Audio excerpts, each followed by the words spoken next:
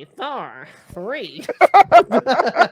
Let's get into murder. Welcome back to 8-Bit Critique. I'm Captain Paul. That is Goon the Bearded. Down below is Fajardo, the Angry New Yorker.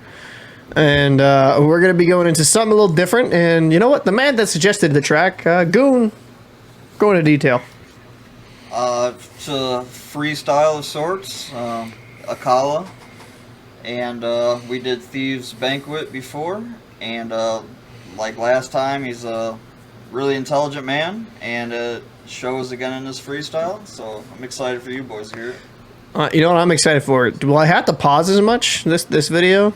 I mean, you might want to, just so you can digest the lyrics, and so we can discuss it a bit, but outside of that, I think... I'm Einstein when it comes to this rap shit, so I'm good. Alright, let's get right into it. A Call of Fire in the Booth, Part 1. Let's go. No, you gonna dig this. Oh, yeah. Perfect. Yo. Okay. Yo. Looking like a young goon. Yo. I like you. You're like a tiger. Yes, I grew up on a dole in a single parent family. Been through a little bit of tragedy. Yes, I was around drugs and violence before the day that I started secondary. That's part of it, not half of it. Get the picture, the rest ain't necessary. Growing up, got a little caught up. That ain't even half of my life. Also given the knowledge of self, that is all we actually need to survive. If you saw me, age 9, reading Malcolm, just fine. Teachers still treat... Ooh, he dropped a Malcolm X bar right there. Love it.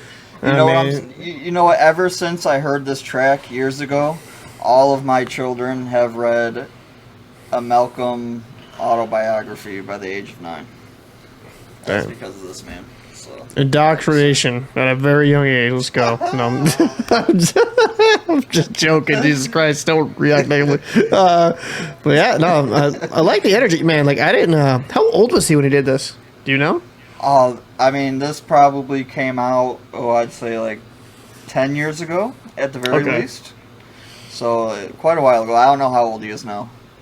Let's get into it. Me stupid students that couldn't speak English, they put me in groups with. The irony is, some of the first man to give me schooling, you were called youngsters. I already explained that we know what the truth is. They used to say, don't be like me. Yeah, I got a name and dough on the street. Nighttime comes, I can't sleep. It's the part that rappers don't speak. We don't hit the road cause we're thugs. Don't come out the room, wanna sell drugs. If we got the right guidance and love, would we fight people just like us? How could I knock the hustle to get by? How do you think I ate as a child? Judge no one, done many things wrong. Just don't boast about it in songs, but listen to my older bars. I was just as confused as you probably are, but you grow when you learn. Travel and cut, one too many man, you know, get caught up. One too many man that could have been doctors, end up spending the whole life boxed up. You learn if you study, so set out just to make them money.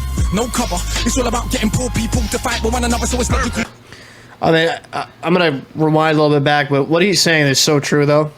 Like, in a lot of aspects, man, we get so caught up, and just it's phenomenal how kind of deep this is, and how the performance itself is pretty fire.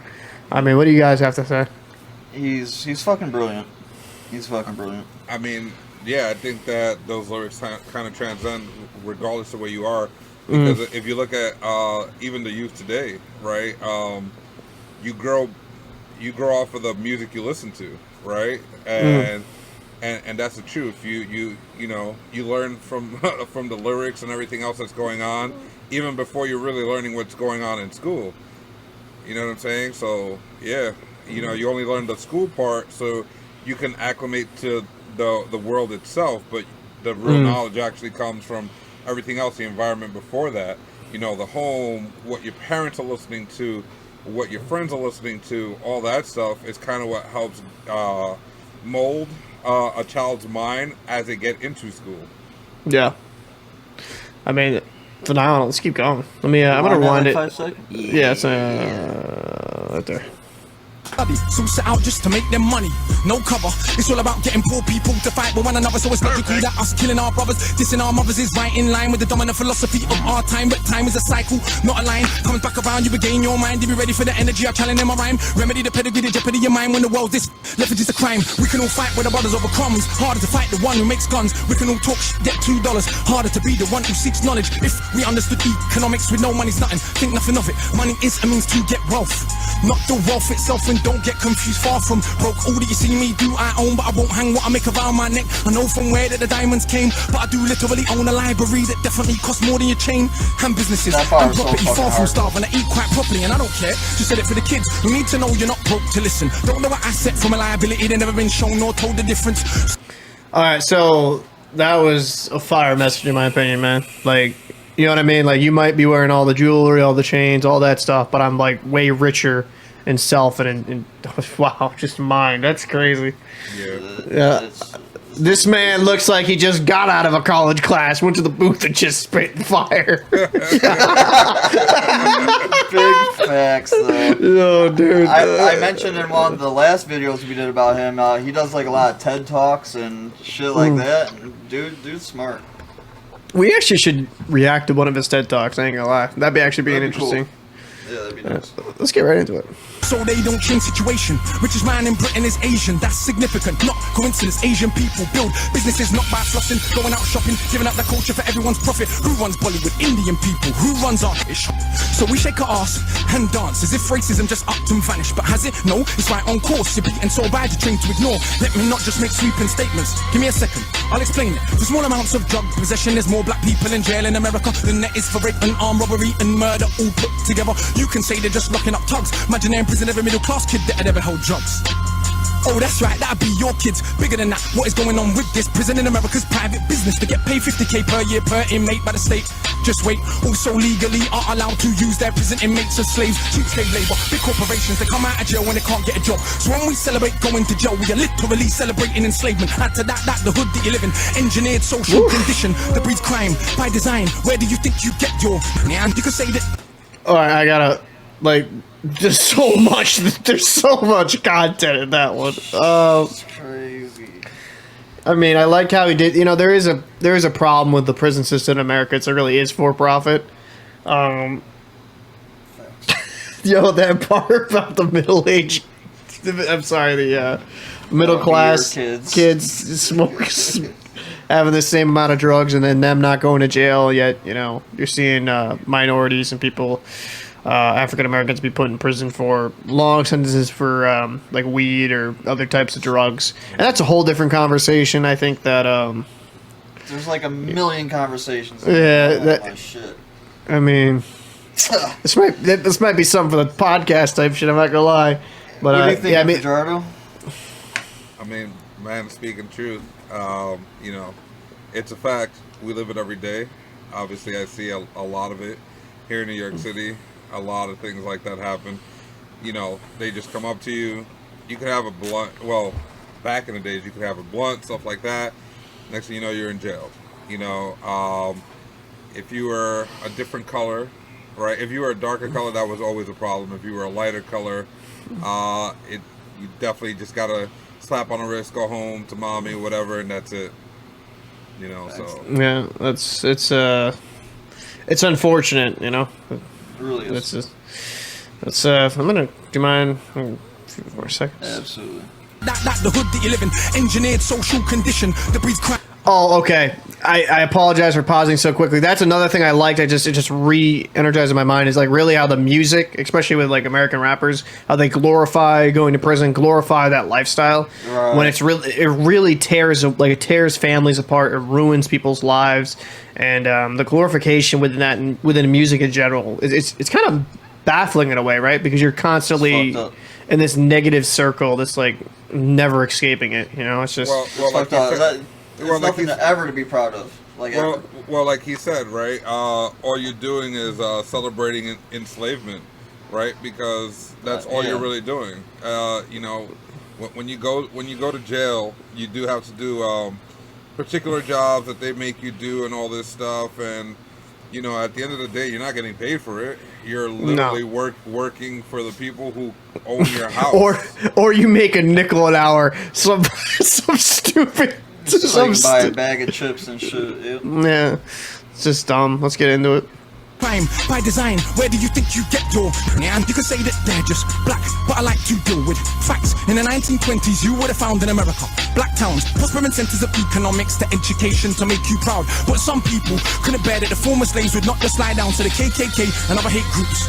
Burn those towns to the ground, killing hundreds if it ain't understood. You think you were always living in the hood? It's only been 60 years since the hung blacks and burned them, and that was so cool. They were your baskets, picnic baskets, even gave kids the day off school. Go see a lynching, have a picnic, it's fun to watch the little monkeys die. And people act a little dysfunctional. You wanna pretend that you don't know why. If your colour means you can be killed and you're powerless to get justice about it, is it difficult to figure out how you would then end up feeling about it? And that ain't excuses, just dealing with the roots of abuses that make a reality. We're a generation of young men speak of ourselves as dirt casually. That's America, this Britain. Something similar, some different. In this country, the first enslaved were the working class. What's changed?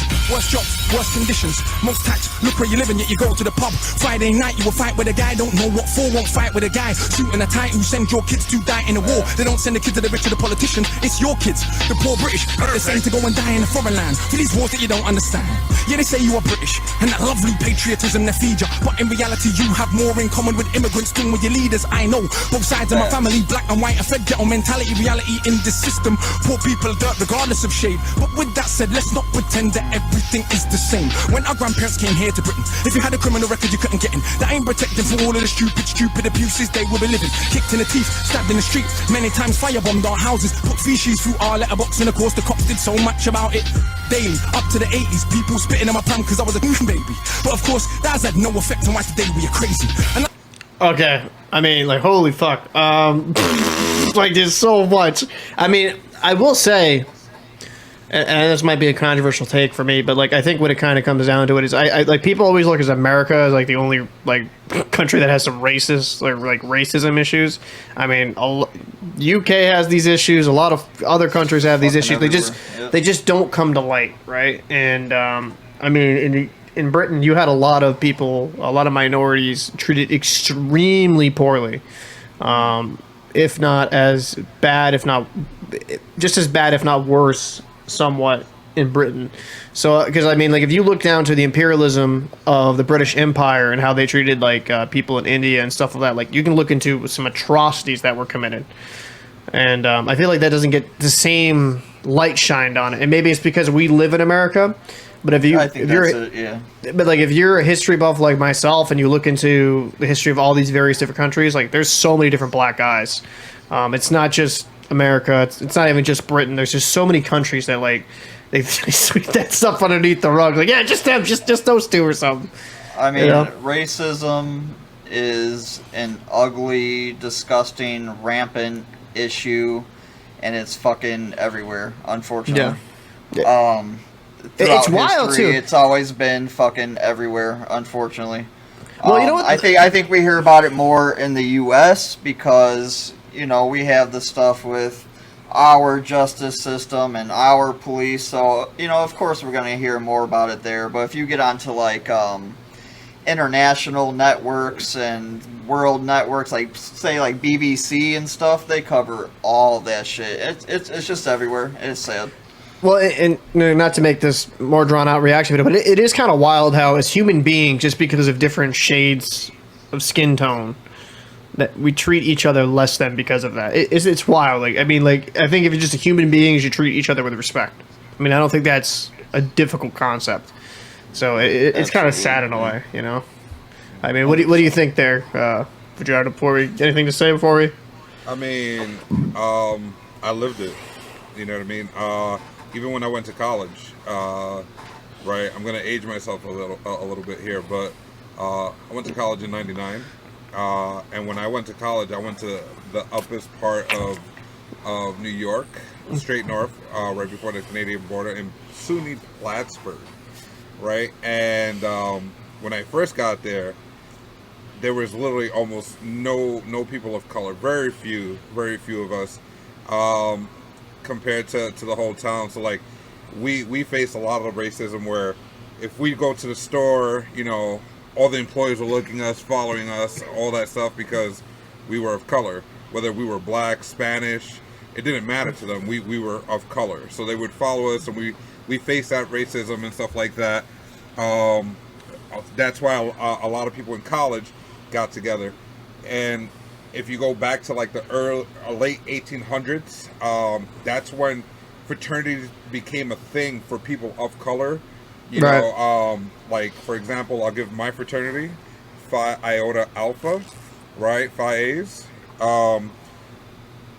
They were originally established, literally, not for any, you know, all parties or that wasn't the thing. It was more to preserve the culture and to stand together, because colleges back in those days, you couldn't have any privacy. So the school board, the police, they will always investigate what you're doing and everything else.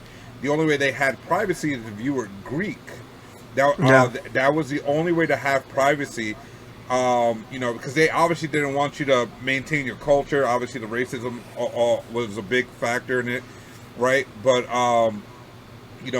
my fraternity was begun back in those days, and even till then, when me and the other gentlemen, we actually were able to bring our fraternity there. It started almost a complete change in Plattsburgh itself. If you go to Plattsburgh now, it is super multicultural. There are so many different orgs and everything else, so many people of different colors, and I am very thankful that I was able to experience and make a change effectively in this world to something like that. And there's a lot of people, even when I go back, because I tend to go back almost every year, people have literally told us thank you, because what you guys started lives in everybody here. Every single person of color that goes to that school has a good chance of being, having an equal life compared to what you would call white kids that go to the colleges there, because of what we started and what the movement that we created. So I definitely can relate to this 100%. Yeah, I That's appreciate that beautiful. story, man. I mean, shoot. I mean, let's just keep going. Yeah. None of this was for any good reason. They were just dark and grieving to ease the guilt now for all of this treatment. Constant stereotypes are needed. So if I celebrate how big that my kid are, bricks that I'm flipping, clips that I'm sticking, chicks that I'm hitting, I'm playing my position. But if I teach a kid to be a mathematician, messing with the schism, how they gonna fill a prison when materialism is no longer our religion? What do you think we got now in Britain? Just like America, private prison for profit. That mean when your kids go jail, people make money off it. So keep environments that breed crime, build more jails at the same time. Market badness to the kids in the rhymes. Long as rich kids ain't dying, it's fine. Get them to the point where some are so lost they actually believe if they don't celebrate killing themselves off. That it's because they're soft. Was Malcolm soft? Was Marley soft? Tell me, was Marcus Garvey soft? Well, was Muhammad Ali soft? Nah, I think not, but they want us to think that the road is cool. Being on board is all we could do. We don't control the wholesale production, so who benefits from us moving the food? Or thinking there's no way out of road life, but Malcolm X used to hustle on the roadside. And Marcus Garvey organised more than 6 million people with no Facebook or Twitter. Why is it something you can't eat? One of my own homeboys did a 10 straight in the boxing yard. Now what's he doing? Passing his doctorate. Don't tell me that it's too hard. Who trained you to believe it inferior? Song won't ever though. In Nigeria are the remains of an ancient moat dug 1,000 years ago, 20 meters wide, 70 down. Round the remains of an ancient town that's 400 square miles around. 400 square miles around. Please don't believe me, it was a documentary on BBC, but we ain't studying history. Too busy watching MTV, and MTV said wear platinum. Now everybody wanna go and wear platinum, and MTV said pop magnums. Now everybody wanna go and pop magnum. If MTV said drink prune juice, you will start hearing that in tune soon. Hey, today I wore my Cartier. Is it now more important what I got to say? Oh, and I drive a Mercedes, by the way, so everybody listen to what I got to say.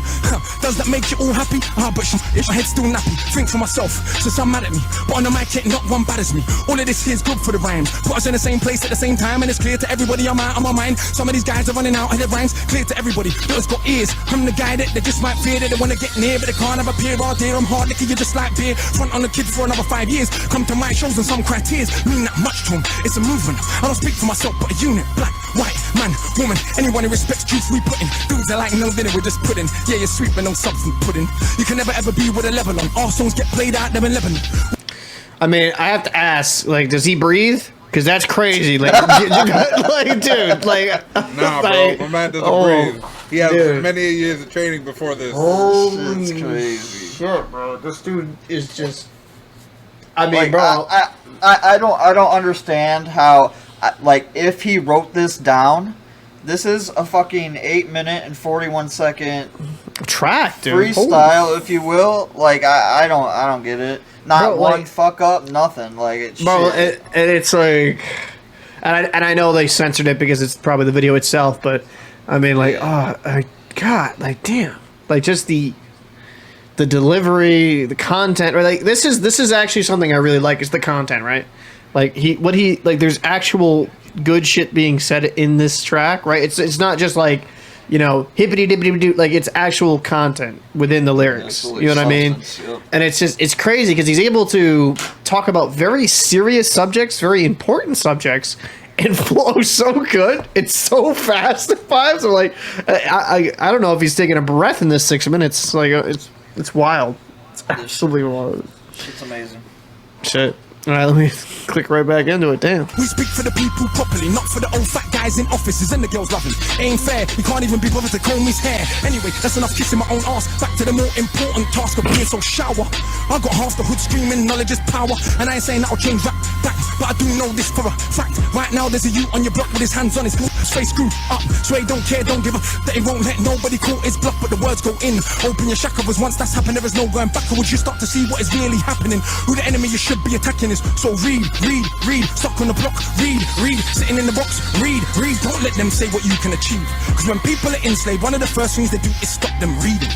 Cause it is well understood that intelligent people will take their freedom. Cause if we knew our power, we would understand we can't be held down if we knew our power. We would not elevate not one of these clowns if we knew our power. We wouldn't get arrogant when we get 2 pennies if we knew our power. We would see what everybody sees that we're rich already. But never mind, MCs go run for your mummy. I'm hungry, I run for my tummy. That's enough, back to worshipping money. I'm off, back to the study. Back to the study. Damn.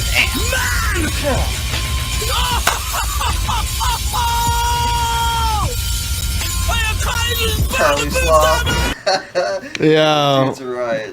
Dude, that shit was fire. I ain't gonna lie. And it's like, I mean, fire in the booth, actually, literally, out of the name, so. Yeah. Shit, I'll start with Fajardo. Yeah. I'm gonna give it a 10. Right. I do want to touch back on my story. I want it to be known, right, for people who see this and stuff like that. My Spanish fraternity was not the first multicultural fraternity, but when we established ourselves, they were dying out. And when we got there, we literally just changed the culture and made it more inviting for everybody, right? And the way that Akala is speaking, he's making it more accepting to be knowledgeable, right? And that's a big thing, because with knowledge definitely comes power. Like the knowledge itself, knowing all the ins and outs of what is accessible to you, what is not accessible to you, why is it accessible, why it is not, who holds the cards and who doesn't, all that stuff really does make a difference. Knowing how life is structured around you should allow you to be able to play the game properly, right? Obviously, you know that if you're of color, you start off at a disadvantage, period, right? Obviously, if you're a lighter tone, you have much more advantages than I would, right? So having this knowledge and things like that is key. He's right. Don't limit yourself just because you're told that this is what all you can do, you can't do anymore. Because if you listen to that, then you wouldn't aspire to do anything. So shit, that's a dope story. We actually I know we went to a little bit more of a story during the track, but I thought it was kind of important to because it went with the theme of the song. You know what I mean? Absolutely. So 10 from Fajardo, Goon, Lee. Well, me? Threw him off again. I mean, I'm gonna give this like a 12. This shit was like. Dude, that's an 11, you asshole. It was highly impressive, right? Being able to go into so many difficult subjects, right? And actual have substance in there. You know what I mean? Like, that is such a hard talent to master, because like some rappers be like prison, scoobity doobity doo, prison, like they wouldn't have any substance with it. But like he's literally breaking down what's wrong with certain systems. It's just it's beyond talented. It's kind of crazy, actually. I've never even heard of him before Goon introduced me to this guy. Maybe it's because I turn off, UK rap or something of that ilk, but I don't know. Just it's phenomenal. And then like just if you're gonna just even if you take the content out of it, the performance itself with the flow and the patterns and the way like you could rap fast and stay on beat, like it was crazy. I mean, it was a 12 out of 10 for me. That was a phenomenal performance, and I mean, yeah, that's one of the best freestyles. I mean, that's a freestyle considering, right? So like that's I don't know what you want to call that, but I mean, because some freestyles can be written, right? That's not always off the dome. I guess I don't know. I mean, like regardless, whatever you want to call that, that was like one of the best performances I've seen. So yeah, I'm gonna definitely give that a 12 out of 10. So what about you? All right, so I said what I said. I'm gonna give it the 11. If I wanted to be a dick, I'd be like, 15 or some shit. But Typical Privilege. Typical white male, not appreciating suffering. Paul is trans black, so.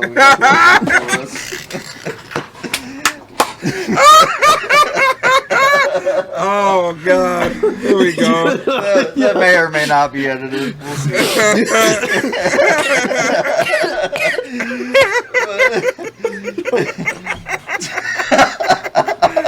Oh man! All right. I'll hit it with the 11 though. I'll just start off with the beat.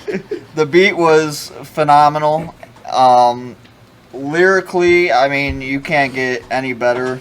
It was a fucking history class. It was uplifting for children, adults, teens, what have you. It's just phenomenal track, Paul. we're gonna have to call the ambulance for Paul there. I had to mute myself. Yeah. So I've listened to a lot of music in my lifetime, and this may be one of the better productions I've ever heard in my life. It's just so well done, so well put together, so well thought out. Like, I can't imagine how much time and effort he had to put into making this one freestyle. And then on top of it, he just spit it out, wasn't reading off of anything. He just spit it out, made zero mistakes. He got some pretty high speeds there with his flows and shit. And it's just all around just perfection. Yeah. That was absolutely a fantastic performance. So anything else to say before we get out of here? I want to give a shout out to my fraternity, Phi Iota Alpha, Phi A's, my chapter. I'm a founding father. Alpha Delta, here we go. You already know. And yeah, that's it. All right, so for 8-Bit Critique, that's Goon the Bearded, that's Fajardo, and I'm Talcum X, and I'm Talcum X. The disrespect. Oh boy. Yo, you started that with that transplant. Oh man. So, if you enjoyed the video, make sure to like, comment, and subscribe. If you have any suggestions for any other tracks from Akala or any artists that you enjoy, feel free to leave it down below in the comment section. We go through a lot of requests to make sure to get as many as possibly we can. So, again, we're 8-Bit Critique, and we'll see you in the next episode. Talcum X! Talcum X!